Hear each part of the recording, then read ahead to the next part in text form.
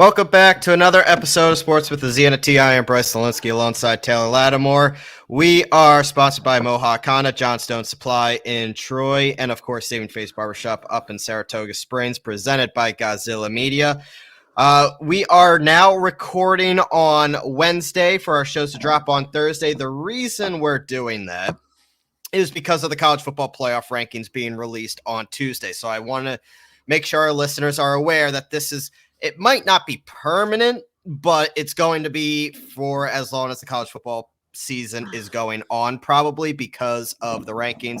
There's really no point of us recording on a Tuesday night when the rankings don't come out till 7:30, 8 o'clock on a Tuesday night. So here we are, recording Wednesday night for a show on Thursday. And let's hop right to it, Taylor. The college football playoff rankings are out. Let's go. There is a lot of controversy around it. The most of the controversy is with Cincinnati, and I don't really have a problem with where they are. I kind of warned people that was where they're going to be. We literally did. We literally told you last week that they were going to be outside the top four. Guess what? They're outside the top four. The top four goes as follows. Georgia at 1, no shocker there. Bama at 2, no shocker there. Michigan State at 3 because of their win against Michigan, so not really a shocker there either. Oregon at 4, it might be a little bit of a stunner. Ohio State, obviously Oregon beat Ohio State, and Ohio State's at 5. That might be the tiebreaker there. I believe Ohio State has a little bit of a more impressive resume, even though Oregon did beat Ohio State, but I kind of get the head-to-head there. And then Cincinnati at 6. I'll just round out the top 10. Michigan at 7, Oklahoma 8, Wake Forest at 9, and Notre Dame at 10. And there, I have a lot of problems with kind of after 10. Is where more of my problems lie, but people have a big problem with Cincinnati at number 6, and I just kind of want to start off with that, Taylor, because I mean, look, what did you expect? I think Goz is upset about this. I've seen a couple tweets about a couple people through Gozilla Media that are upset about this. Apparently now the college football playoff is corrupt, and the system needs to be blown up and on and on and on because Cincinnati's at 6. Cincinnati has one good win. It's not even a great win. It's a good win on the road against Notre Dame. That's it. There's nothing else. This is a program that, their only other win is over a team with well, let me backtrack. Their only other win against a team that has a winning record is UCF. UCF is not very good. They've had their last 2 games have been against a mediocre Navy who's 2-6. Tulane, they barely beat Tulane. They're 1-7. And really, Gary Barta, who the College Football Playoff Committee, literally came out and said the performances weren't good enough for a team with a rough strength of schedule to begin with. So if you're not creaming these guys that you're supposed to be creaming at, teams that clearly are, you should be beating by 30, 40 points. I mean, that's how bad some of these teams are. Compare it to the resume of Ohio State. Compare it to the resume of Oregon. Compare it to the resume of Michigan State. Compare it to the resume of Alabama. Yeah, you're not going to be in the top 4. We were right, and this just kind of proves it. Well, because, if you look at it, the first 2 slots, everyone knew they were going to be, or at least I would think that everyone knew they were going to be. Georgia, obviously. Georgia has rolled everyone. And Alabama. They're the best team in the country. I don't think it's close. And then Alabama there, too, because, I think most people would agree, like, in a neutral field, if you put Alabama against anyone, they're going to be in it and probably win. Their one loss, I think, who was Alabama's one loss? They lost to Texas A&M. Oh yeah, Texas A&M. But still, you knew that those guys were going to be up there. It was just up for debate on the other 2 spots, and we talked about it. I think at least the last 2 weeks. That's just Cincinnati just doesn't have any wins. They don't have a strength of the schedule. They can look great, but if they're not, they don't even look as great as they should be. Like you said, they're playing these unranked teams, these teams that, if say Alabama were to be playing these teams, it's 40-7, every single game. Well, and to piggy off that, people are saying, "Oh, Cincinnati's disrespected." Not really. They're still ranked ahead of an unbeaten Oklahoma. They're ahead of Wake Forest. There's a whole lot of good teams with multiple good wins that they are ahead of. So let's stop with the whole they're disrespected. No, they're not. But the committee is being real about this and saying, look, they have not done enough, and they are certainly not a top 4 team in the country, especially at least right now. And if anything, it's just expands the argument for, like, let's get to it. Playoff we expansion. Need it to be expanded. Yes, and I agree. This is the controversy. I feel like the committee and everyone at large, or like the college football people at large, love this kind of debate because they want someone to feel slighted, because that only increases the demand for more of these games to be played, which, I mean, makes total sense. Like, honestly, like I've made this argument before, is that you're always going to have a team on the outside that's mad. But when I've lived it.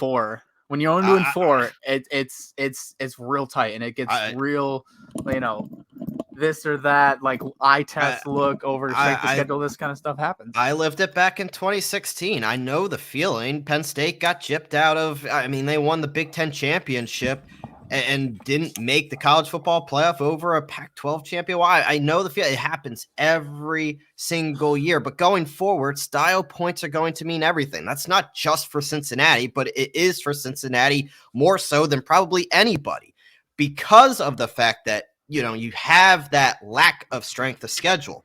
You have to obliterate everyone left. That's what the committee is saying it's looking for. That's really all you have to your ability. I mean, you play who you play. So you have to make the most out of it. The pressure's on at the moment.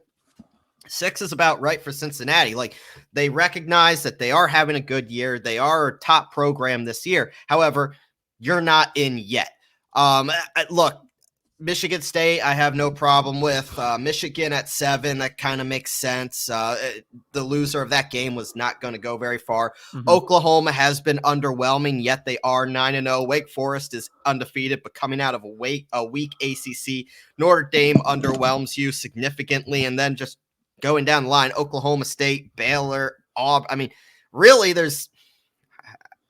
I'd like to say realistically, maybe seven programs that have a good shot at the college football playoff. Right? Like, look, there's a lot to happen moving forward, but there really isn't many after 10 that you're going to sit there and say has a chance, right? There's a lot of 2-loss. There's some 3-loss.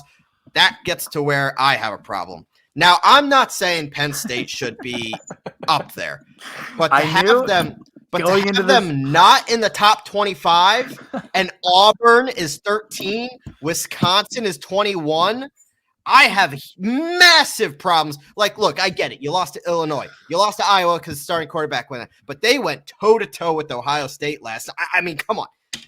Wisconsin and Auburn are ahead of them. You have Pitt ahead of them. You have Mississippi State, a 3-loss SEC team, ahead of them. I mean, what are we doing here? I mean, the back end of I feel like the college football playoff took the top 10 and said, okay, we're going to put all our resources into the top 10 and then just kind of press the random button afterwards, because after 10, it makes no sense. Top 10 makes sense. After that, how is Auburn 13? How is Wisconsin 21? Penn State not ranked. How is Mississippi State, a 3-loss team, 17 ahead of a 6-2 Iowa? How is Pitt 6-2 and in the top 25? It makes no sense. I mean, it's all going to shake out, but it's probably because no one really cares about it unless it's your team. Like, I mean, that's how I look at it. I mean, when it comes to, because I don't care, I don't have a team, so I only care about like what's going on at the top. And then when you get down to like, after 10, it's like Minnesota's 6-2 and it's 20. The funniest thing though was that I was in line lunch today, and I was standing with Eric, and I basically was like, I was looking at the rankings because I hadn't really looked at the bottom, and I was like, wait, is Penn State there? And then I scanned through, and I was like, oh, Penn State's not there. I was like, Bryce is gonna be pissed. Oh, I was not like, look, I get it. Guys, like, the podcast is gonna be great today. Like, I get it. 5-3 is not a good look, and I get 3 straight losses is not a good look. However, what they proved on the road at Ohio State, I mean. You don't get brownie points, but it's the Illinois loss. It's the Illinois loss. Absolutely. It's killing you. Because the Iowa's and you were 4-5 at the time, so they're probably honestly they're probably like literally 26th or 27th air quotes in their rankings. I bet if they beat Maryland this weekend, and honestly, I don't care. I mean, I'm going to the Michigan game in 2 weeks. I mean, great if they beat Michigan. That'll be a big game. At least we could wreck their season. And Penn State still has a lot to fight. They could get into a New Year's Six. It is still. I mean, they still play Michigan State. They still play Michigan. Whatever. To me, if I look at the top of these rankings, the thing that stood out to me, I mean, obviously, we knew that Cincinnati. Knew that Cincinnati was not going to be there. And so when I look at the back three, 3, 4, and then 5, it's all to do with the Big Ten because obviously MSU and Ohio State are there, but then Oregon's one like signature win right now is Ohio State, and so it's just this like Big Ten mishmash at the bottom, and I'm really excited to see how it pans out because I know Michigan State has to play Ohio State, and Michigan has to play Michigan, right? Michigan and Ohio State still have to play each other. Penn State plays Michigan and Michigan State still. Ohio State. So it's all things could still get really crazy back there. Absolutely. And who knows who's going to stumble between. I mean, look, if you really think Wake Forest is going to be there at the end, you're just not. I don't. But Oklahoma is one to watch because if they don't play anybody, that's just it. Like they keep winning. But if Michigan State, but I'm going to take Oklahoma over Cincinnati. I'd like to see Oklahoma over. But Cincinnati. If Michigan State and Ohio State beat up on it, like if I don't know, I guess if Michigan State gets the one loss from Ohio State.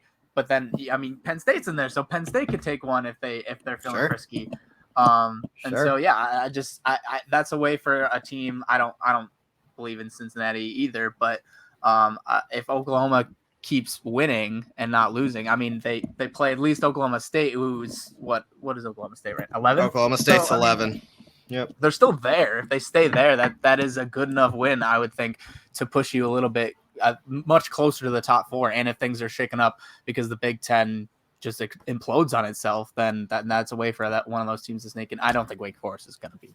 It's going to be it's going to be interesting. This is going to change a lot, and it always does. It always does. Trust me, there is a long ways to go, but the initial. I could say that the first 2 I think are safe bet that they're gonna be there at the end, but you never know, man. Someone could come out and beat Georgia. I don't think that will happen, but like it could. I mean, just based on the eye test and everything I've seen this year, this Georgia team is different this year, and I don't think it's particularly close to the best team in the country is right now, and that to me is the Georgia Bulldogs. Before we head to the NFL, because we do want to make this episode kind of shorter, we're recording later now, and we've had long days, and it just makes sense to make this a little shorter. I do want to mention about Johnstone Supply in Troy, and we put the clocks back this weekend, Taylor. Fall is officially here. It's getting cold. It's getting down to like 25 degrees at night. I hate it. It's very cold. But like I said, fall is officially here. But that also means changes may be coming to your home, right? You need to start making sure. I'm sure you've been trying to turn on your heat right now. Does your furnace need to be replaced? Or are you looking for an upgrade to that heating system? Johnstone Supply in Troy can make sure your home is heated properly for this colder weather that's on the way and pretty much here. A family-owned and operated business, Johnstone Supply in Troy, has been helping upstate New York residents for decades. Go and visit their store on 6th Ave in Troy for more information on how they can help you this fall, whether it's finding the proper change for your filters or making sure your home is heated properly for the new weather. Johnstone Supply in Troy staff can help you answer any questions you may have, from George to Tom and many more of the staff that are there. They look forward to seeing you. Follow them on Facebook or even go and call them today. You might want to write this number down. That is 518-272-5922. Again, Johnstone Supply in Troy. Their phone number is 518-272-5922. Johnstone Supply in Troy. Go check them out today. And it is getting cold and quick. I was just talking to one of my buddies that I golf with. I'm like, is the season over? I hope not. I'm hoping to get out 1 or 2 more times, but I don't know. It's not looking the looking snow great. Feels like it's on its way, and I'm sad about it. I mean, up in the Adirondacks, it is snowing. So I know. it's not too far, but it's coming. Ugh. Week 8, Taylor, in the NFL had some surprises. It's some weird shit. It got weird. Little update on the Pick'em challenge, and obviously when it comes not do well. No, you did not. When it comes to week 9, we will get to our picks in a little bit, but I was 11-4. Taylor was 9-6. So I officially have a 5-game lead on Taylor now at 82-40. Taylor is 77-45. Still overall good. Taylor, you had the Green Bay game wrong. You picked the Cardinals. I picked the Packers. We both had the Bengals beating the Jets. Still not sure what happened there. Everyone did. I lost my survivor pick. I made it 8 weeks, and the Bengals lose to Mike White, and I'm out. I am trusting the Bengals. It's Mike White. I didn't have 400 yards. I thought the Bengals were good too. I mean, we were just talking about them about being the top team in one of the top teams of the AFC, and then they go and lose. They play like that, and then they just lay an egg. The goddamn Jets. Mike White, the god. You had the Colts beating the Titans. Should have won. I don't. We'll talk about it. Well, I have some words. Don't you worry. We both had the Falcons beating the Panthers. The Panthers pulled that one out. See, I told you because I picked them. I didn't pick them. They won. If I pick them this week, they're gonna lose again. I guarantee. I'm the curse of the Panthers. Of course they are, and they get McCaffrey back this week. Maybe we also had the Chargers beating the Patriots. Chargers on a 2-game losing streak now. The Eagles get them this week. I mean, and then we had the Buccaneers beating the Saints, and not only did the Saints beat the Buccaneers, they did it with Trevor Siemian, which makes it even more of a strange week. My Birds beat the Lions. They did their job. 41-6. I was still nervous from going into it, but like you did the thing you needed to do. I not get embarrassed. I was kind of thinking like, why can't we play Detroit every week? This is fun. This is what it feels like again. The AFC North like play I forgot how it feels. Yeah, well, it's okay. Yeah, that's all right. That's better than what your Colts did. Let's start with that game. Let's start with probably because it was probably one of the biggest games of the week. Of course, we're going to talk about it. The Colts, I mean, should have beaten the Titans. Lost in overtime, 34-31. We're going to get to the Colts in a second, but obviously the big news of the week is that Derrick Henry is now out for the year. They say 6 to 10 weeks, but likely out for the year with a foot injury, a Jones fracture. He did require surgery. They brought in Adrian Peterson. Julio Jones has been in and out of the lineup. The Titans are going to have to completely restructure this offense moving forward, but they did enough against the Colts, especially defensively, to win the game. And really, I mean, the story of the game is, and there's a lot of debate around the Colts right now, not just because of losing this game, but the ramifications of what could happen now that they look like they're not going to be making the playoffs. Really, the Colts losing this game stops the AFC South race from getting interesting. What started out with them sending a message early, 14-0 lead before you could blink, ended with Carson Wentz throwing 2 interceptions in the final 90 seconds.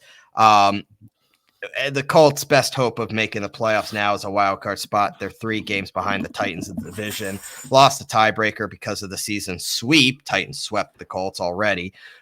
Wentz threw 1 interception all year, but the 2 on Sunday led to 10 points and a victory for the Titans. The schedule does not favor the Colts to make a run for the playoffs. 6 of the Colts' final 9 games are against teams that went into Sunday with a winning record. The one thing that does favor the Colts, if anything, is that only 2 of those games against teams currently with a winning record, which would be Buffalo and Arizona, are played outside of Indianapolis. But right now, it's hard to imagine this Colts team making the playoffs or even really getting to a winning record, which kind of leaves it to the big debate of, and some Colts insiders, and I will lose all respect for the Colts organization if they pull this fucking shit. There's talk about benching Carson Wentz to not lose that first round pick. It has been apparently the front office is split between benching Carson Wentz or seeing what Carson Wentz has and letting him play that season. If you screw us out of a top 10 pick, I will forever lose all respect for the Indianapolis Colts. But sorry, piece of shit organization. Yeah, well, that's why they wouldn't do that. So you can forget about it. Colin Cowherd was the one who I think broke the story and was like they were split. It's been more than Cowherd talking about it. But I trust sources that like I follow on Twitter, like Zach Kiefer from The Athletic, who covers the Colts, and he tweeted out immediately after Cowherd said that nonsense. He was like, this is absolutely not true. And that's what I believe. They would never do it because if they did it, would I like it? Of course. What a ball. Nobody would ever trade with the Colts again. Yeah, and especially for conditional picks, but like I feel like it would probably hurt in general. So yeah, no, I don't think that they're going to be doing that. Besides which, I mean, there's still a chance we make the playoffs. We just got to like start winning every game from here on out, and then maybe we can get a wild card spot. Yeah, we've done that before. We've done that before with Andrew Luck, but you know, the thing about this game was it sucks so bad because we had it. We had it from the beginning. We were up 14-0, and I don't blame them for letting them come all the way back and tie it to 14. And then we went up and the first interception, the one where he's about to get sacked in the end zone for a safety, it's not a good move. I'm not saying it was a good play or that he thought that it was a good play. I think he generally was just trying to throw it away, and it happened to go right. That's what he does. But it worked. But that first one worked out because of the fact that he couldn't have taken a safety, because if he took a safety, then obviously it's 2 points, breaks the tie, and it gives it back to the Titans, who can waste the clock out because there was like a minute 30 left. So if he throws the interception and it turns into a touchdown, then they get to try to score and tie the game, which they did. You're giving him a hell of a lot more credit. I am not saying that Carson Wentz did this on purpose. I don't. I think he was trying to throw it away, and that's why I don't give him a complete pass on it. It just worked out in the end. But the second one, the one that essentially ended the game, that was all him. It was the dumbest play. But I don't blame just him. I blame Frank Reich as well, because the play calling has been awful. Like, I don't understand why you're not running with Jonathan Taylor like 30 times a game. I know you probably don't want to like hurt him, and because he's so young and he's just getting into his stride, and you don't want to make him, you don't want to give him so many carries just because you don't want to, overdo it. But he's one of the most efficient backs in the league right now, and he needs to be getting more at least 20. Like, at least give me to 20. They had all the time in the world in OT. I tweeted this out. They have all the time in the world in OT. Why aren't you running the ball? You're not stressed. So why are you pushing it down the field to Michael Pittman Jr. in a triple coverage? Carson, I swear to God, you just need to make the throws that are there for you, because on that throw, he had Jonathan Taylor like 5 yards from the line of scrimmage, wide open, would have gotten at least 5 to 10 more, if not more, because he can obviously make people miss. He does it all the time, and he is one of the highest yards per contact or yards after contact in the league. So I don't understand why you're not getting him more touches. It doesn't even have to be runs. It can be like throws. I don't know. Just Jonathan Taylor is the best player on that offense, and they need to showcase that. Like, it's not even close. Like, Pittman's up there, but Jonathan Taylor is an absolute monster, and I don't understand why they don't go to him. When I play Madden and I use the Colts, I run it down the throat like all day long. Like, I'll run an entire drive of all runs because it keeps working. And so I just don't understand it. And Carson, I feel your pain and all Eagles fans' pains that they had, because he does make some boneheaded plays sometimes. Sure does. He sure does. And it feels like he definitely limits his own ceiling when it comes to if you put Tom Brady into that game. Oh, Colts win. They destroy. And they obviously win in those clutch situations, but I think they wouldn't have been in that situation to begin with.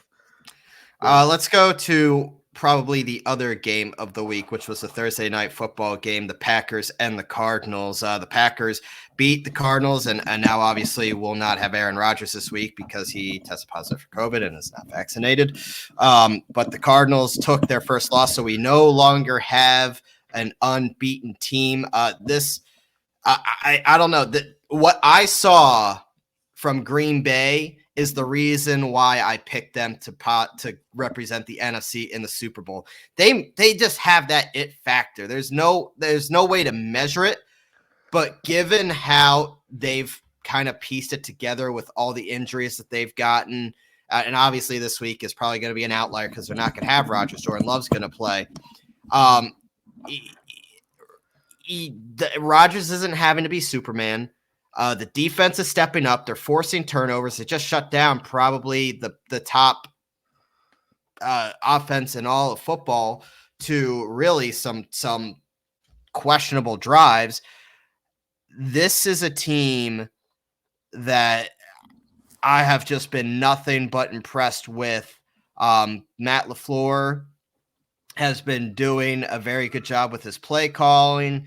Defense is stepping up at the right time. They're making big plays when they have to, timely plays. This is a Packers team that is hitting its stride. Now it'll be interesting. We'll get to it a little later on. It'll be interesting to see if they could carry it once Rodgers is back. He might miss more than a week. Who knows? But this is definitely where I expected the Packers to kind of implement themselves as the top team, at least one of the top teams in the NFC, and it proved that the Cardinals are mortal. Oh yeah, of course. The Green Bay Packers are legit. They're always going to be there. The most impressive thing is obviously the fact that they did it with all the injuries, without Devontae Adams, and their top Valdez-Scantling and Lazard. Lazard was out with COVID. Yep. Yeah. So their top three wide receivers, and even I think Tunyon too, their tight end, got injured in the game. Tunyon's out for the year, torn ACL. Yep. So so doing that with all the weapons are down. I mean, you still have Aaron Jones, but still, you got to give it up for Aaron Rodgers and how well he played in that game. And on the Cardinals side, they were in it. Obviously, everyone knows by now. If you're a sports fan, if you're an NFL fan, you saw what happened. Green at the end of the game, he got confused. He was blocking like it was a run play, and he just kind of gave up that interception. So now here's where I'm at with the Cardinals. We saw this movie last year. We did. Arizona got off to a hot start. Kyler gets injured, and everything falls apart. Arizona 7-1. Kyler was seen leaving the stadium in a walking boot on his left leg. Now, I'm not saying that it's serious. However, Kyler's banged up. We saw what happened last year when Kyler got banged up. Murray, if Murray gets right and everything gets back on track, forget this conversation. But this year's Cardinals team does seem to be built a little differently, especially at least defensively. Losing J.J. Watt for the year is not going to help. Who knows how Hopkins' hamstring really is? Questionable. Looking against the Niners this week. But they seem to be at least more mentally ready to bounce back from a loss than they were last year and not allow it to snowball. However, it's conversations that you have to have. Having a chance to win with 15 seconds left should show everything anyone needs to know about where this Cardinals team is at. But if the injuries keep up, a rough stretch is coming for this team.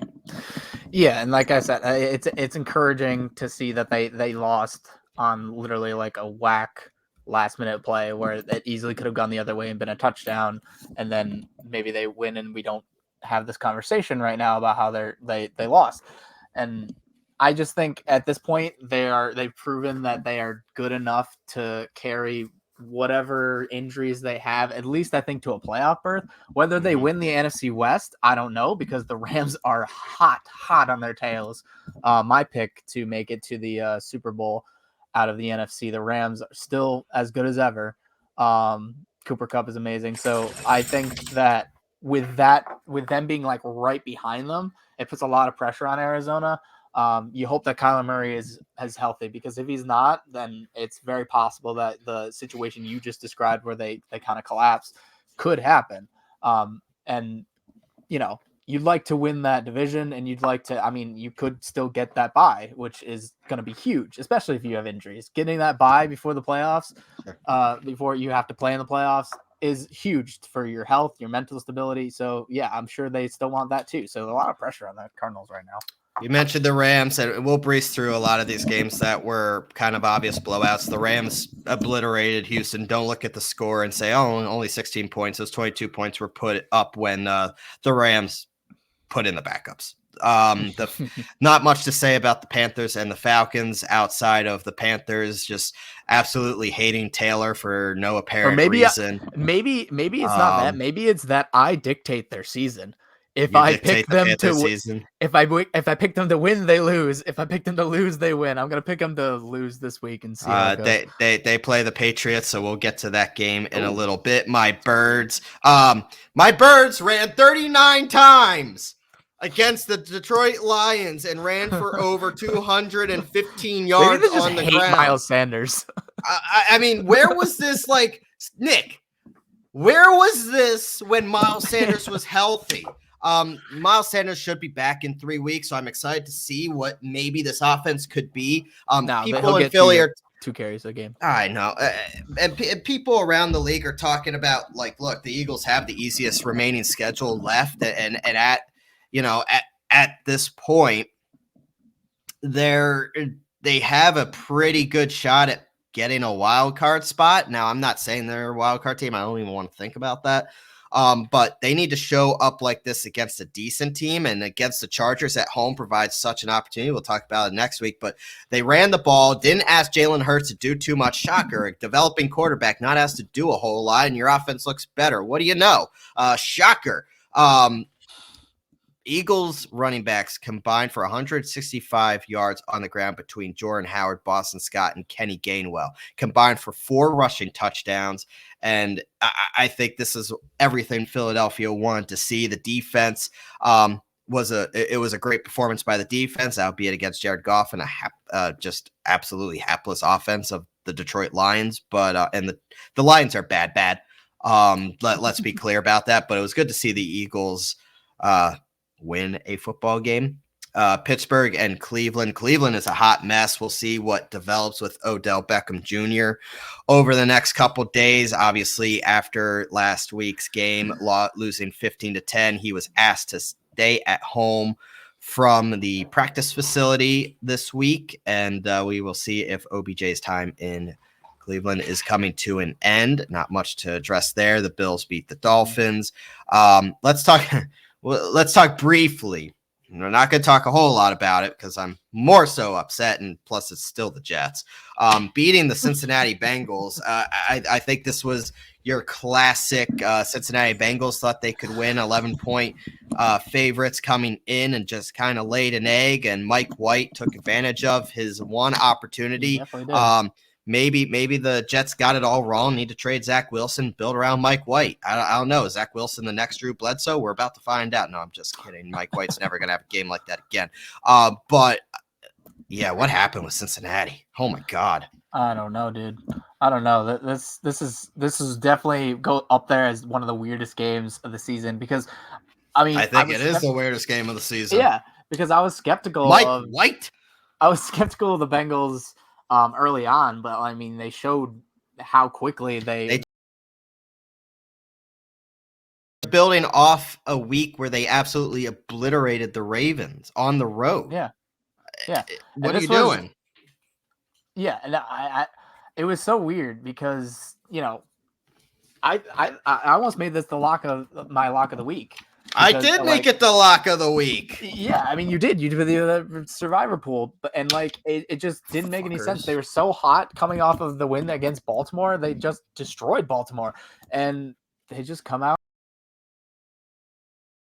I can't explain it. Made no sense. It might have been the worst game of Jamar Chase's short career, and that did play a factor, obviously, because he's been so involved, and he only had what? He had 39 yards and 30 some yards and a touchdown. He had 3 catches on nine targets, but Yeah, They it really was couldn't move the ball through the air with him as well as they would have liked. So I guess credit to the Jets for some reason, but I don't know. This game is an aberration at best. It's not a sign of things that come from credit to the Jets? Question mark. The I Niners. mean, you win. They won. The Niners beat the Bears. Fields looked better. Niners handle their business, and obviously the Seahawks with Geno Smith handled their business against the Jaguars. Just an absolutely horrible team. The Patriots upset the Chargers, which is a little surprising. The Chargers now on a 2-game losing streak. We'll talk about them when they play the Eagles this week as well. Patriots trying to catapult themselves into the playoff race. I'm not sure at how realistic it is. But they're 4-4. They're looking better each week, just not a sexy team. I'm not really sure what to make of them. And then the Denver Broncos, who just traded Von Miller to the Rams, beat the Washington football team. At least you didn't pick the Washington football team like you usually do. Denver did win by a touchdown. Not anymore. And then the Saints, big blow to the Saints' future. Jameis Winston is out for the year with a torn ACL. It happened early in the second quarter of their game against Tampa Bay. Trevor Siemian comes in, and what do you know? Unlikely hero leads the Saints to a 36-27 win against the defending Super Bowl champions and the GOAT Tom Brady. Yeah, no, I don't know. It's super weird. He does. Tom Brady does struggle against the Saints for some weird reason. 3 straight regular season losses to the Saints. Makes no sense. It's weird. It's weird. But in the playoffs, he wins against them. So, we got our Dallas pick right. Albeit I would have picked Minnesota if I knew Cooper Rush was definitely playing. It was all believed that Dak was going to play, and even we got lucky with that one. We got lucky with that one. Dallas, of course. Minnesota, you couldn't beat Dallas. Come on, do your job. The Giants suck. The Chiefs are in a really dark place. I think it's time to press the panic button, Taylor, on the Chiefs. They just do not look good at all. Struggling offensively. Something's not right. Kelsey looks disinterested. Tyreek Hill's the only weapon. Mahomes is still turning the ball over. They're averaging 31 points against. Credit to them for shutting down a really bad Giants team, I guess. But this Chiefs team might do well to win one of their next 3 games the way they're playing, and honestly, questionable to be a playoff team right now. Yeah, I mean, they're not far out of the division just because the division is. Yeah, but from what I saw, it was reminiscent almost of the Super Bowl game. Like, this is a new offensive line, but it was so weird how they were making the Giants look like the Buccaneers in the Super Bowl, because it felt like Mahomes was on the run almost every down. Like, every time he snapped the ball, he was rushing out of the pocket and going to the wheeling out. So I really don't know what's going on with the offensive line with the team as a whole. And I think, Mahomes, because of all that, is forcing it a little bit, and that's why he's throwing these interceptions. And as for Kelsey, I just think people are being a lot more physical with him, and it's really getting inside his head. They're pushing him off the line as soon as he breaks out. So I really just think that he's getting frustrated. And he didn't really get involved in that game until late. He had a couple catches, I know, because he's on my fantasy team, and he barely helped me get a win. He hasn't felt like the number 1 tight end in the league as of late, but that's just a symptom of Patrick Mahomes and their struggles. But yeah, the team's so weird, and you don't give the defense any credit because the Giants are awful too, especially on the offensive side. Well, that's just it. Like, my God, the Giants are just. And Tony was obviously still injured. I think it was obvious because he wasn't really that explosive even when they did get him the ball. Yeah, but it was not. So don't give credit to that. Like, the Chiefs' defense is still trash, and when they play an actual opponent, they will get torched for like 40. And if they can't put up 40 to match, Chiefs don't make it. It's weird. I mean, you can't have every year be great. Even when the Patriots and Tom Brady were playing, they didn't have every year go perfectly smoothly. So I don't think that, like, future wise, I'm that worried about the Chiefs. But you can't dominate the league for like 5 straight years usually in the NFL. That's not just how it works. No, teams go through up and downs. So I don't really remember the Patriots ever under Tom Brady having a stretch like this, though. I mean, that is true. I mean, no, because Tom Brady never has thrown that many interceptions that fast. I don't think he's ever led the league in interceptions like that. No, I could be wrong. I could be wrong, but I know Peyton Manning has led the league in interceptions. He did that sure his rookie year. Did that his rookie year. Yeah, Absolutely. So, but all he's right. a slugger, a slinger. Before we head to week 9, obviously with our picks and predictions, I do want to mention our friends at Mohawk Honda because the current supply and demand challenges within the auto industry truly makes this a perfect time for you to get top dollar for your vehicle. And right now, go to Mohawk Honda and take advantage of that Kelley Blue Book instant cash offer that I've been telling you guys about for the past couple of weeks now. They will put cash in your hand for your vehicle the exact same day you go in, even if you don't buy from them. Then that's a pretty sweet deal, especially for all those recent college grads, students out there in need of a new ride or some extra cash. Mohawk Honda has consistently kept their lot fully stocked with hundreds of pre-owned vehicles, and their large inventory makes shopping fun as you browse through the many makes and models to choose from. And you could go online if you can't make it in that day or want to do your research before, go online and check out their full entire selection on their website. Go in though, and make sure you stop in and say hi to Greg Johnson, who's the assistant general manager there, or Jay Kotsas Doyle, or even Louis the VIP man Morales, or one of the many helpful sales consultants at Mohawk Honda. Their vast selection of Honda certified pre-owned vehicles is truly the best selection in the capital region. So now is the time to take advantage of the Kelley Blue Book Instant Cash offer. Like I said earlier, Mohawk Honda in Glenville, where they always go out of their way to please you. I just keep getting pleased weekly by extending my lead over you, Taylor, up to 5 games. I'm taking risks here because I'm trying to, Don't mind me. I'm eating my Halloween candy in enjoyment. I'm trying to catch up. So, I mean, like the Jaguars game last week, I thought that was mainly a coin flip. So I just kind of went with the Jaguars, even though, Oh, I miscalculated. I gave you Seattle. Thank you for reminding me. Hold on. God damn it. God damn it. You were 8-7, which makes you 76 and 46. So I'm 6 games ahead of you. Yeah. Thank you. The Colts fucking failed me. So because I was shocked. No, they don't.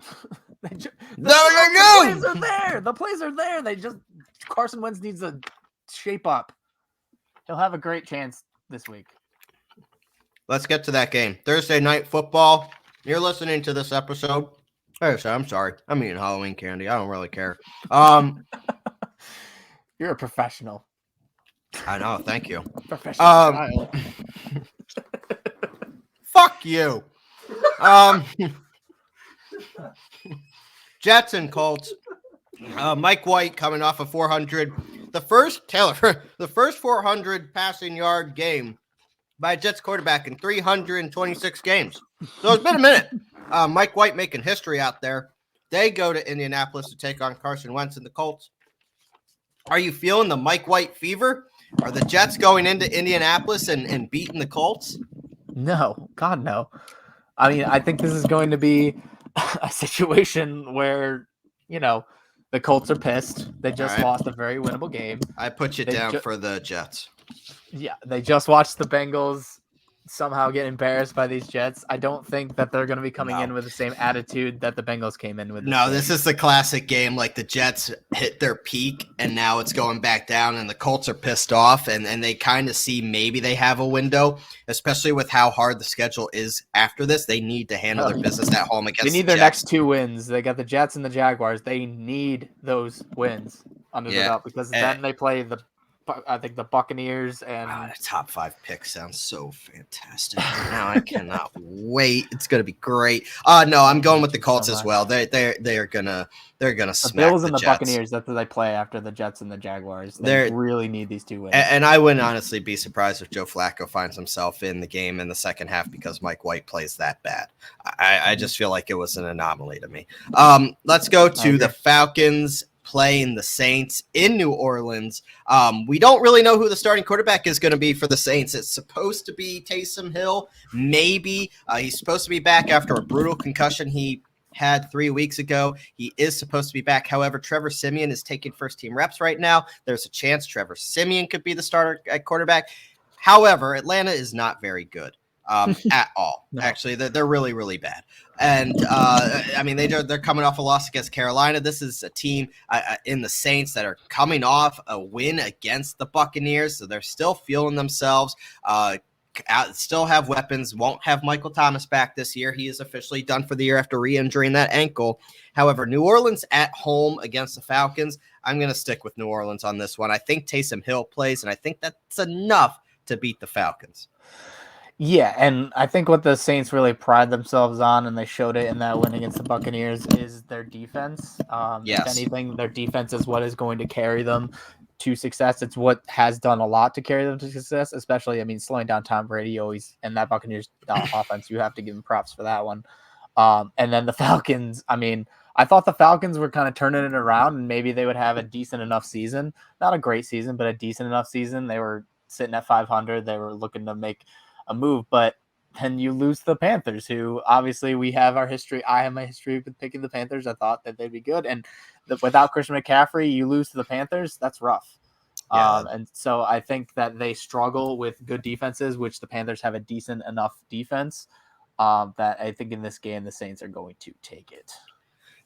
All right, let's go to Denver at Dallas, and Dallas was able to beat the Vikings with Cooper Rush. Dak Prescott's supposed to be back this week. Denver just traded away their best defensive player. They're lost on offense, even with Jerry Jeudy back. Teddy Bridgewater just is not very good. I don't see how they have the ability offensively to keep up with what Dallas is going to do, especially at home. As much as I'd love to see Denver win, Dallas is going to win this game, and it's going to be pretty comfortable. Yeah, I mean, the Broncos just won against Washington, but 17-10. Yeah, against Washington. And Washington, as we know now, we didn't know before in the preseason, but we know now. I knew. Don't say we. I knew. That Washington is not a very good football team. I mean, to be fair, I also thought that Washington. But to be fair, I also thought Washington was going to have Fitzpatrick, but it didn't matter. I think it will make a little bit of a difference. Tyler Heineke's not that good at all. He's bad.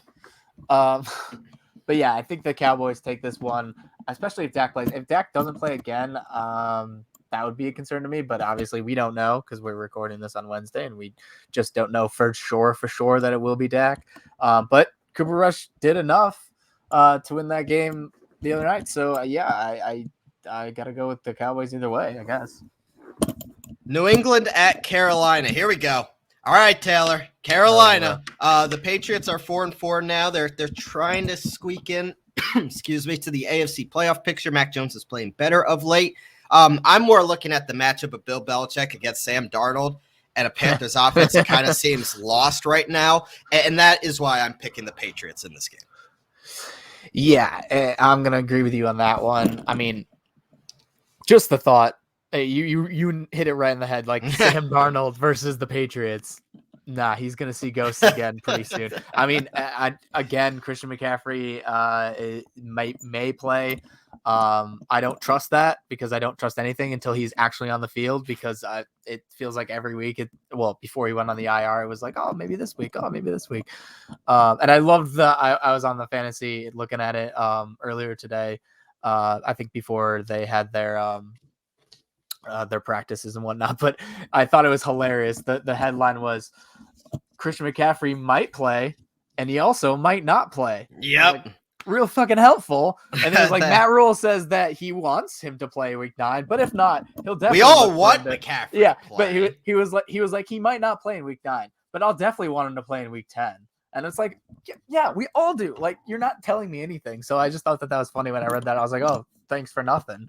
But with that being said, even with McCaffrey, the Patriots defense is the best thing about this team, and I think that they'll do enough because the Panthers aren't very good, and Sam Darnold has a history against the Patriots. So I think Bill Belichick eats him up. Let's go to the Vikings at the Ravens. Ravens coming off their bye. The Vikings just lost to a backup quarterback at home on Sunday Night Football. If they can't beat Cooper Rush, then they're not going to beat Lamar Jackson and the Ravens on the road. Like, the Vikings are just one of those teams, man. Like, they look great one week and then they suck the next. Which Vikings team is going to show up? I don't know. It's not prime time, so Kirk Cousins might show up for that one. But the Ravens, I think, are pretty pissed off. They've had 2 weeks to sit on this shellacking that they got from Cincinnati at home. They're a pretty pissed off football team right now, and just simply more talented than Minnesota. I'm going the Ravens. Yeah, I think you're dead on with your description of the Vikings. Is they're just a confusing team that sometimes they play well, sometimes they don't. They really don't. And I think that just comes down to coaching. And just being prepared for the games. I don't know what's happening with the Vikings. They just seem like lost out there sometimes. And then, I'm going back and I'm looking at the Vikings wins and the Lions barely, the Panthers still also barely, and then the Seahawks, who that's probably their best win of the season, and that they went toe to toe with the Cardinals early on in the season.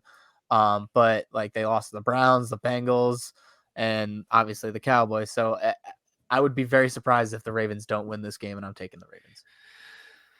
Cleveland at Cincinnati, a big AFC North matchup. Obviously, Cincinnati coming off a pretty disappointing week. Cleveland is too. Both coming off disappointing losses. I think more so Cincinnati. Just kind of like, what are you doing? Cincinnati has more going for them at this point. It sounds like Cleveland's kind of on the rails right now. Who knows how healthy Baker really is. What's the OBJ situation? They don't have much offensively. Guess what Cincinnati does have?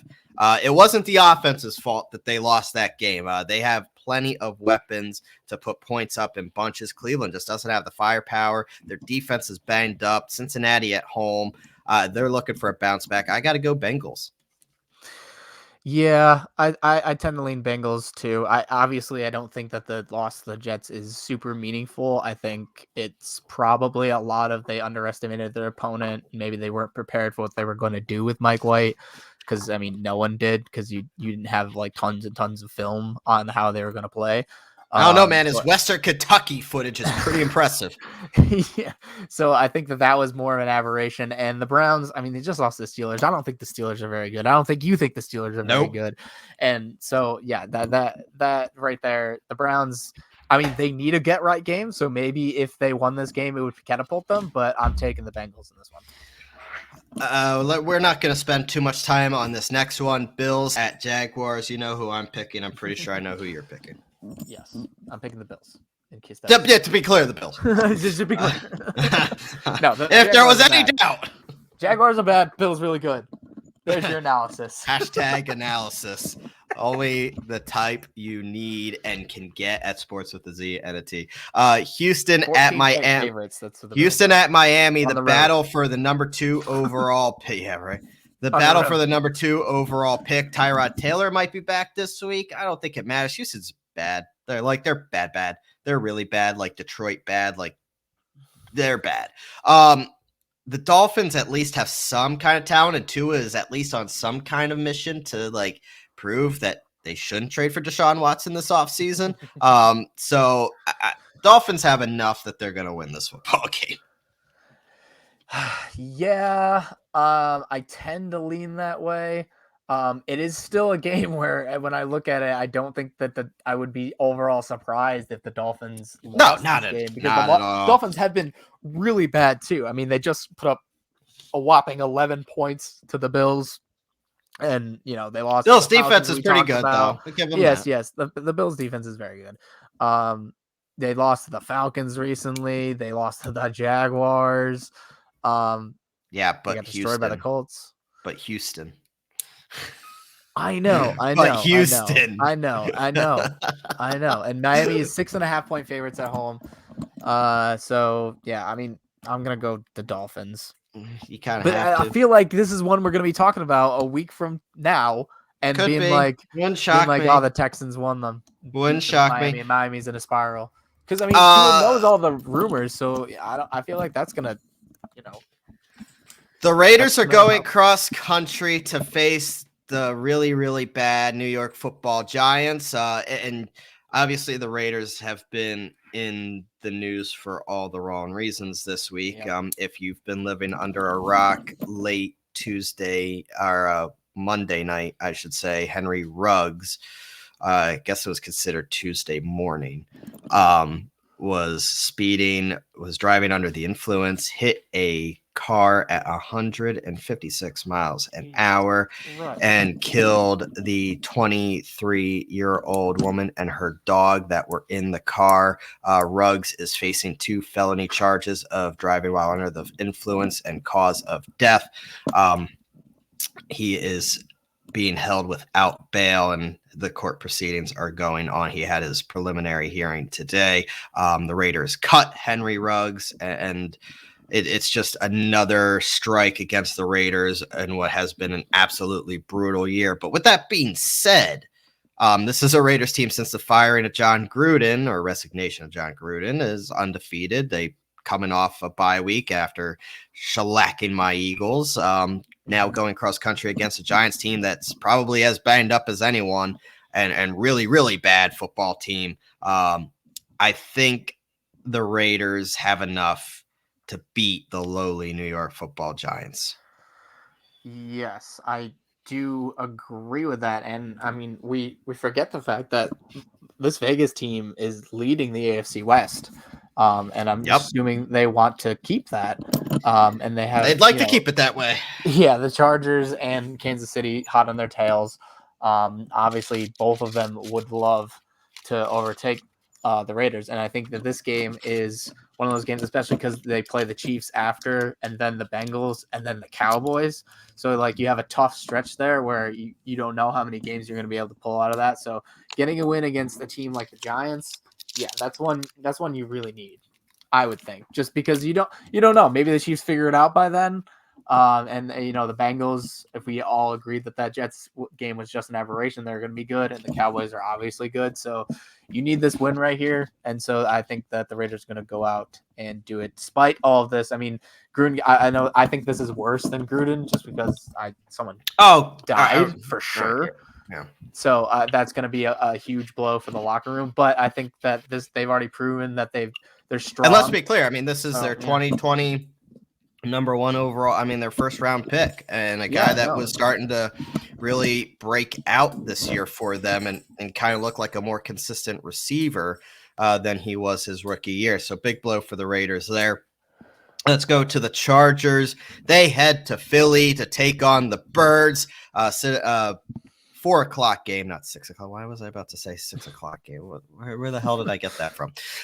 4 o'clock Saturday game. Yeah, 4 o'clock kickoff there.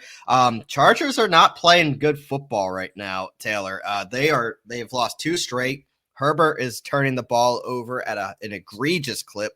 Defense is not really stopping anybody, and they're traveling cross country to play an Eagles team that maybe is finally putting something together. I'm not going to sit here and say that they definitely have, but they beat the hapless Lions 44-6.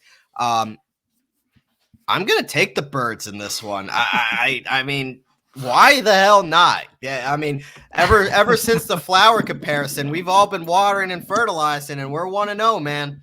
1-0 since the flower speech. Flower power. Birds by like 10. Yeah, I'm going to take the Chargers, and maybe this is the way that I win if I just keep picking against the Eagles whenever you pick for them, and then I'm not going to pick the Eagles every week, just so you know. I know, but you have more times than you've not. I think the Buccaneers was the only one you didn't, right? No, I picked them to lose to Dallas.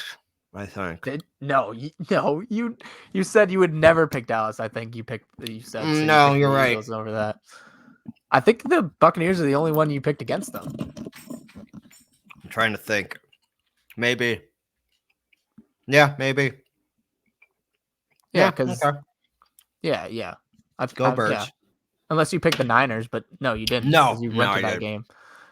No, I went. No, the Chiefs. I went to the Chiefs, so I picked them to lose to the Chiefs too. I was going to say I definitely picked them to lose more than once. Yeah, you're right. The Chiefs and the Buccaneers were the two. And boy, did we lose to the Chiefs. But you have the easiest schedule, like you said, so you're probably going to pick them a lot. Not that I think that like teams like the Jets and the Giants are going to be the Eagles, but they could. But I am going Chargers in this one, just because I think like what we just talked about with the AFC West, they need this win to keep within the Raiders distance of the Raiders, and I think that this is a chance for them to play against the Eagles defense that I don't think is very good. I just think the Detroit Lions are absolute garbage. So I think that the Chargers are going to be able to get right a little bit. I think it'll probably be a good game, but I think the Chargers pull it out.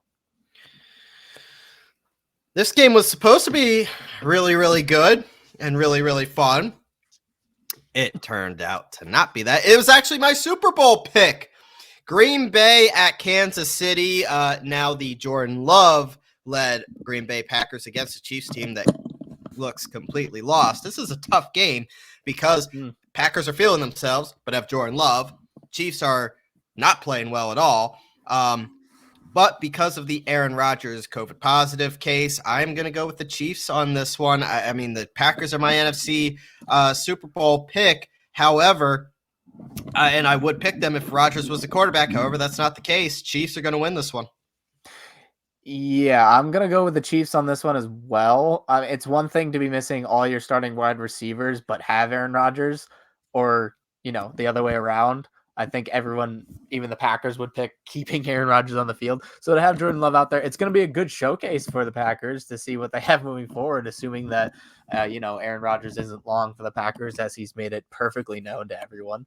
They're going to really see what Jordan Love has, especially against the Chiefs team, which this is a team that you can get this win. I mean, if the Chiefs keep playing like the Chiefs have been playing, then the Packers are in prime position to take this game. And I think everybody has those eyes set with how is Jordan Love going to play, right? Because, I mean, this is kind of like his big break. This is his audition. Are they going to see something that they can feel good about going into next year? Like, wow, you did this. You went toe-to-toe with Patrick Mahomes. Or is he going to be a deer in headlights and it's just going to be absolutely atrocious? I'm leaning towards the latter, but we'll see. I'm taking Arizona as well, if I didn't say. Yeah, I didn't know you did. Let's go to Cardinals at San Francisco. Look, San Francisco is, they're coming off a win against Chicago, but I am not convinced that this is a very good football team. Not really sure what they're going to do quarterback-wise. As I lost Taylor. If you saw on the YouTube page, I have lost Taylor, so hopefully we get him back soon, but I'm going to continue talking about this Cardinals-Niners game. This is a Cardinals team, guys, that, I mean, coming off a loss to the Green Bay Packers, still healthy. Taylor and I talked about what Kyler Murray may or may not be, had a walking boot after the Monday Night Football game. We'll see. However, I think the Cardinals are going to do enough to beat the Niners, and I'm going to go with the Cardinals. And if we get Taylor back here, I will ask him about that game. Let's go to the Sunday night game. That would be the Titans and the Rams. I mean, the Rams are just making it even better right now. They play the Tennessee Titans. Oh, he said he disconnected and trying to connect, so we'll see. We will see what happens. But the Titans losing Derrick Henry, the Rams getting Von Miller. This one is just too easy for me right now. The Titans, tough break. I was really liking what they were doing this year. But the Rams are probably the hottest team in the NFC right now and just got better with the addition of Von Miller. We are going to go with the Rams on that one again. If Taylor does come back, we will ask him those picks as well. Let's head to the Monday Night Football game. The Bears at the Steelers. Justin Fields looked good. He had the best game of his early career last week against the Niners, coincidentally enough, without Matt Nagy on the sidelines. They head to Pittsburgh, though, which is a really tough task. Taylor and I both do not really like Pittsburgh as a good football team right now, but I think Pittsburgh defensively is going to do enough. Chicago has a lot of learning curves right now, and I think Pittsburgh at home are going to do enough to win this game. So I'm going to go Pittsburgh to round out the week. And if Taylor can get back in, I will update you and ask him who he's going to pick between Arizona, San Francisco, Tennessee, and LA, and Chicago at Pittsburgh. Before we go to our fantasy studs and duds, I do want to remind you that we are also sponsored by Saving Face Barbershop up in Saratoga Springs. And we did just get Taylor, so I will get back to him. I was just doing our Saving Face Barbershop read. Make sure you go up to Saving Face Barbershop up at Saratoga Springs off exit 13N on the Northway. Check out our guys, Jeremiah and the gang, have a great shop up there, and they really do a great job with your hair. You could go online and book an appointment or give them a call. They have at-home services as well, but I don't recommend it because the atmosphere is just so great and the guys are fun to talk to and the prices are good. So make sure you get in there and mention that you heard about them from Bryce and Taylor at Sports with a Z and a T.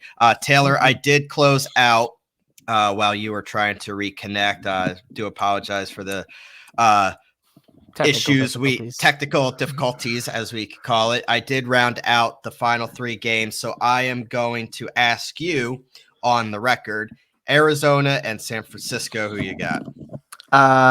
Arizona. All right, so we Arizona. Agree. Yeah, I picked Arizona. The Rams and the Titans. The Rams. No Derrick Henry. It's going to be weird for the Titans. That's what I agree. This was the tougher one for me. Chicago at Pittsburgh. Obviously, Fields had a good week last week, but Steelers' defense is tough and at home. Yeah, it is tough. I mean, Fields has been playing well. He had that spectacular play That was unbelievable last week. That was ridiculous. I mean, he had no business not getting sacked in the backfield, and he turned it into a touchdown. I don't know if he's going to keep doing things like that. I mean, I don't know why they don't run him more often. Maybe they will start to now, but I don't know if the Steelers are the ones that do it. You know, TJ Watt is on the edge there. You don't want to get wrecked. I think I'm gonna go Steelers, but I hate it because I hated it too against both these teams. I hated it too, but I picked Pittsburgh as well.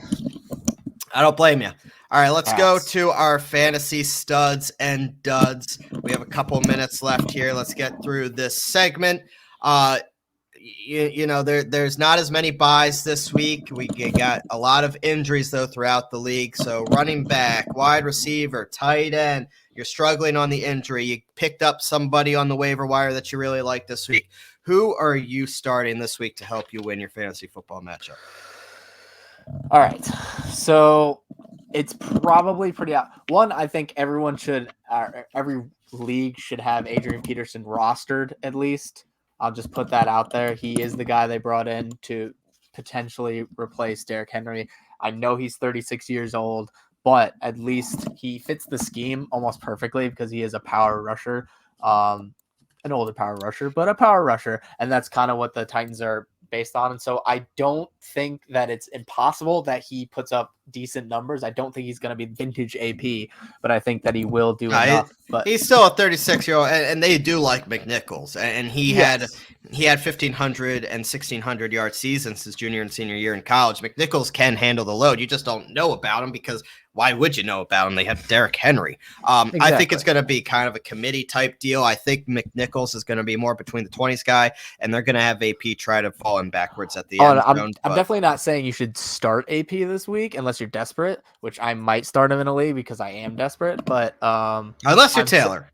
I'm not saying you should definitely start him over like those guys if you were able to get those guys on the waiver. But he should at least be rostered. If you have a throwaway roster spot, keep him on there just in case he fits really well with this offense. But who do I think is actually going to be a big stud this week? I'm going with a guy who's probably pretty obvious. If you own him, you're probably already starting him anyway, but I'm just going to say it because I want to. Michael Pittman Jr. is really rounding into form, and I think against the Jets, he's really going to do work. What? He's because he's a cold. He's really coming into himself. He is. He had 2 touchdowns last week, over 100 yards, and I think he's had 100 yards in the past 3 games. So I think that he's really going to do well, especially against the Jets. I mean, the Jets are awful, terrible. If you weren't going to start Pittman before, definitely start him now. Yeah, you can start him over a lot of guys who I think are going to have worse games than he is. Probably. I'm going to go at the running back position, and I'm going to go Myles Gaskin, who's had an up and down kind of year. But you see the Houston Texans, and you just figure they have allowed the most fantasy points on the entire season, which is true, but they've actually allowed the 11th most to running backs. So not an automatic must start, but the Dolphins offense and Gaskin has been getting more involved these past couple of weeks. He's averaging about 15 carries, has been more involved in the passing game. Houston is just so bad. I think Gaskin finds himself as a pretty good RB2 this week. And if you're looking at some value for DFS, he's like 67 or 6,500 on DFS this week on DraftKings. So good value there for Myles Gaskin. I would look that way if I were you. Let's go to the Situm, the duds, if you will, of the week 9 fantasy football scene. Who are you completely avoiding this week, Taylor? All right. So I am going to stay away from, and it hurts to say it because I have him in a couple leagues. I'm going to stay away from Jacksonville and James Robinson. One, he has his injury. Yes, exactly. If he even starts, but I would go ahead and maybe not want to start his backup either. But just especially if you have Robinson, I just don't know. Even if he plays, he might be limited. And obviously Jacksonville is going up against Buffalo, who has one of the best defenses in the NFL, and they're really flexing on people. I don't think the Jaguars are going to put much points at all up.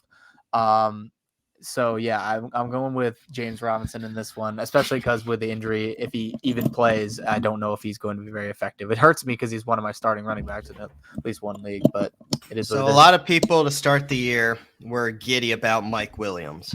Started the year with 3 straight weeks of at least 22 fantasy points. However, he's facing the Eagles, who they're not a perfect defense, but if there is one thing they have a strength in, it would be their secondary between Darius Slay and Steven Nelson. The Eagles allow the 3rd fewest fantasy points to receivers this year. He will be locked in on probably Darius Slay. I actually think Steven Nelson's going to find himself on Keenan Allen. He scored less than 5 points in 3 of the last 4. The Chargers are trying to get right, but I think it's going to be more of Keenan Allen and Austin Eckler if the Chargers offense is trying to get simple and back to the basics. I don't think Mike Williams is exactly the guy they're going to go to in a tough matchup on the road with the secondary the Eagles have. I would avoid Mike Williams this week. All right. So that is our fantasy studs and duds. We do have a couple minutes left. We do want to address that the Braves won the World Series. Congratulations to Shen Grad and Clifton Park native Ian Anderson for becoming a World Series champion. The Braves made quick work of the Astros. Yeah, it went to Game 6, but it didn't really ever seem that close. And it was a 7-0 shellacking of the Astros in Game 6. Jorge Soler was unbelievable. Freddie Freeman was unbelievable. Albies had a great series. Dansby Swanson did well. Max Fried had one of the games of his lives. 6 innings pitched, 6 strikeouts. Did everything he could. This is a Braves team. It hurts for me to see the Braves win a World Series as a Phillies fan. But to be honest, it is impressive. Is that my video that was playing? I had an ESPN video playing.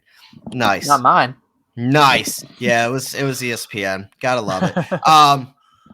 But honestly, you gotta give credit where credit's due. This is a Braves team that lost their home run leader in Marcell Ozuna, lost Ronald Acuna to a torn ACL, reconstructed the outfield at the trade deadline, and prayed to God that they could hold water. They ended up winning the NL East, and absolutely, and who they beat in the division, beating the red hot Cardinals, beating the Dodgers. Taking out the Dodgers is one thing, and then beating the Astros in the World Series. Credit where credit's due. The Braves are World Series champions. Yeah, and as our resident Yankee fan here, I'm very happy to see that the Astros lose. I don't really care about the Braves, but fuck the Astros and their cheating there you go. asses. But yeah, it was really impressive. Shouts out to Ian Anderson. Really cool to see a guy from around here just down the road, having so much success and having one of the best games in the World Series. But I think it was really impressive the way that they were able to reconstruct their outfield at the trade deadline and have it work so wonderfully to the tune of winning a World Series and doing it in dramatic fashion, the way they did against the Astros, beating, who we thought was the best team in baseball, with the Dodgers. I think you got to give all props to them, and it's going to be fun next year. See how everything flushes out. Yeah, there's a lot to look forward to next year, especially in free agency. This is a big year in free agency. However, not to be doom and gloom, but be mindful of the fact that we may not have baseball next That's year. true. There is a end of contract coming up here at the end of November, and I believe November 26th. There will be no collective bargaining agreement, and it doesn't really feel like the sides are close. And even though free agency will be going on, I have a feeling that next year is behind the 8 ball to starting. But we will see. Sure. The free agency class is led by Carlos Correa, Justin Verlander, Corey Seager, Trevor Story, Max Scherzer, Marcus Semien, Chris Bryant, Anthony Rizzo, Michael Conforto, Kevin Gausman. This is a loaded offseason, full of free agents, so it will certainly be interesting to see what happens. And the collective bargaining agreement actually expires December 1st. A lockout, like I said, appears likely, so we will see what happens from there. We will keep you posted on anything that happens in the baseball world when it comes to that. Too optimistic. Not too optimistic. Maybe they'll come together and they'll figure it out, but it's going to be a bumpy ride. It's not sounding great. Next week, we'll try to tackle some NBA. If anything happens, nothing too drastic has happened the past couple of games. And obviously, over the past week, it's kind of been business as usual for the NBA. Obviously, the NFL and college football is where all the talk of the town is right now. So we will keep you posted on that. Keep it locked into our Twitter page at sports_podcast, as well as my and Taylor's pages as well at ZBryce21 and at TLats with 2 T's and 2 S's. We are sports with a Z and a T. We are sponsored again by Mohawk Honda, Johnstone Supply in Troy, and Saving Face Barbershop up in Saratoga Springs. We are presented by Gozilla Media, and you can find all our episodes, including this one, on YouTube, Spotify, and, of course, Apple Podcasts as well. Taylor, anything before we part ways for the week? No, make sure you guys, do the whole subscribe and rate us and give us 5 stars because you love us and generally Everybody support the loves show. us. Go to Saving Face Barbershop and make sure you mention our name because that only helps us. That only helps us, and it will help. Go to Mohawk Honda, get a new car, and tell them we sent you. That'll ruffle some feathers. But no, absolutely, and stay safe out there. Enjoy the big football games this weekend, and of course, enjoy the NBA and the NHL. Baseball is over, so we got one sport off the docket, unfortunately. Enjoy some hockey. Enjoy some hockey out there, all right? Enjoy yourself. Watch the Heat because they're like the best team in the East right now. All right, it is time to go. You guys have a good week. For Taylor, I am Bryce. We will catch you next week. See ya. Trust